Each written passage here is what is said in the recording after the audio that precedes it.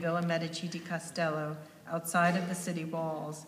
And you see an overall view of the garden design from about 1600 by Giusto Utens, which is in the Museum of Florence. Established as an estate in 1477, Castello was inherited by Cosimo de' Medici, who you see in a portrait by Bronzino at the right, who in 1537 became the Duke of Florence and began a grand redesign of the gardens. In the lunette painting, you see the axis from the house upwards, on. And these are huge expanses of space on a hillside. This was one of 4 grand Medici gardens completed in the 16th century, including Petraia, Pratolino, and the Boboli gardens, which we'll consider in just a minute. Not coincidentally, among the great works of art inside the villa was Botticelli's Primavera, which may be the most beautiful garden image ever created. The classic Italian garden at Castello was designed by Niccolo Tribolo according to an iconographic program devised by a historian to celebrate Cosimo's rule over a peaceful and prosperous Florence. The plan included a network of aqueducts and fountains, all with references to local geography, and statues with symbolic references to Cosimo's dominance. So here are 2 views. The house is right about here, and we're looking up the hillside to one of the great fountains. And here you see the view downward, back toward the fountain, and here's the garden facade of the house. On a high prospect, the garden still is famous for its exposure to brilliant sunlight. And I went in July, and I don't recommend that, actually. Only one of the 2 main fountains remained by the time Sargent visited Castello, the Hercules and Antaeus fountain, surmounted by a figure group by Bartolomeo Amanati, which was intended to symbolize Cosimo's power over Florentine Republicans and farther reaches of his territory. The fountain is extraordinary. One need only look at these 2 photographs to perceive the piercing illumination that Vernon Lee had described as typical of Tuscany, quote, where every outline is clear and bone-like, in that same hard light atmosphere which, as Giorgio Vasari says, makes all appear hard and clear and logical to the Florentines. Wharton, in her turn, noticed that the fountain and sculptures at Castello had recently been, quote, scrubbed to preternatural whiteness. Notice the drama of the fountains, its height, the myriad sculptural details in stone, and the vividly contrasting bronze forms of boys poised on the edge of the massive bowl. You see them here, quite prominent. And not the least, the battling figures of Hercules and Antaeus that crown the form. And now look at the composition Sargent chose to frame.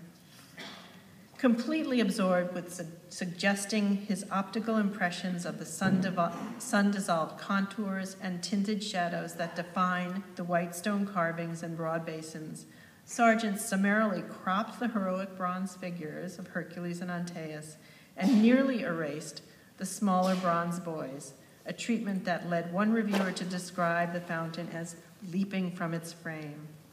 When the work was included in Sargent's major 1908 Carfax Gallery exhibition, a critic registered the artist's visual priority, describing, quote, the tawny marble basin of the fountain of the Villa Castello against cypress and intense sunlit blue. It's a pretty startling selection when you're actually there and can see what he might have done.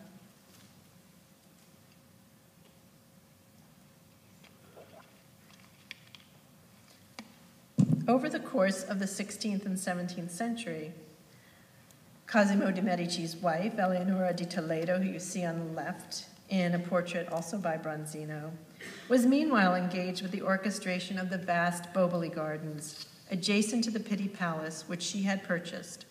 Here you see her and her son Giovanni in a portrait, and a view of the garden facade of the Grand Palace that had been designed by Brunelleschi. And this is the point at which you enter into the grand formal gardens, which you see here in an aerial view. It's pretty extraordinary just how large they are.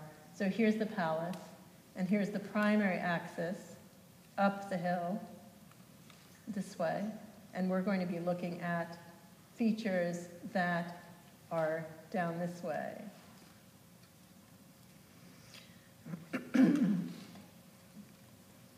As at Castello, Boboli was laid out and its construction was overseen by Niccolo Tribolo, and after his death by Bartolomeo Ammannati, and then by Guido Parigi in the early 17th century.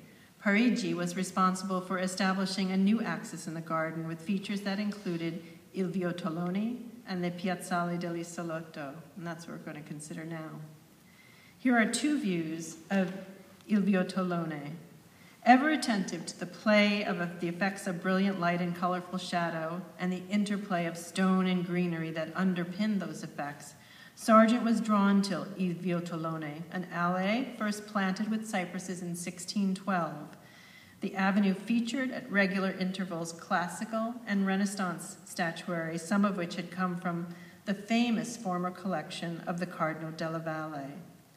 The sweep of the allée is quite dramatic, and you're looking downward here, down the hill, and there are these sculptures featured at regular intervals and intersecting pathways, at which point there are 4 featured sculptures. This is looking back up. So that's the view down and the view up.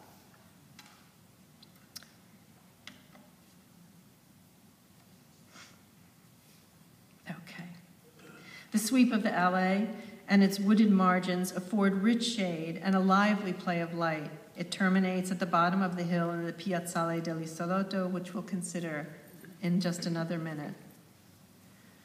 Sargent was drawn to several specific statues, including that of Igea, an allegory of good health. And you see the statue that he chose right here.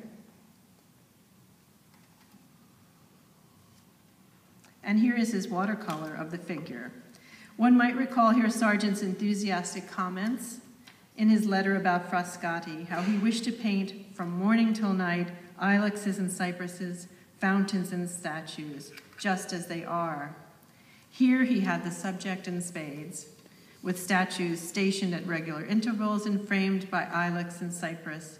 Sargent freely described the Igea statue as if in a full spectrum shower of tinted reflections and shadows that are reiterated more intensely in the leafy backdrop. And I draw your attention to the purple tree. And if you go upstairs, you can't quite see here, it's actually purple. And I should note that it wasn't until I was standing in front of the sculpture that I realized that some of the colors employed by Sargent in his description of the base, here, actually correspond to this panel of purple marble, right there. Sargent was also drawn, here is just another comparison so you can see the base, and the play of light, which is still remarkably similar on this work. Sargent was also drawn to the later Baroque addition to the garden, a fantasy known as the Piazzale dell'Isolotto, and its feature, the Vasca dell'Isola, or Island Pond, an addition by Parigi which included at its center a massive fountain crowned by a giant figure of Oceanus, designed by John Bologna, a very famous Baroque sculptor. This is the primary feature.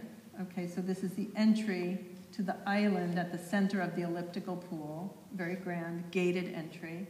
And here is the view from where Sargent was standing to paint the watercolor we're going to look at in just a second. This is the view he might have painted toward the great Oceanus fountain at the center. And this is what he chose to paint at this site. He refrained from describing a full view of the pool, the island garden, and the fountain in order to frame 2 secondary sculptures against the backdrop of dense green garden walls. He playfully sketched their silhouettes in raking light with frosty impostered touches of opaque color. So here we are.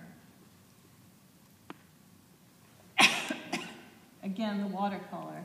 And this is, oh, I keep on doing that, I apologize. My pointer is here. And this is where Sargent was standing, right there, to do his watercolor.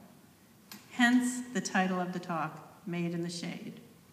My greatest revelation in visiting these gardens was that Sargent almost always, of course, found a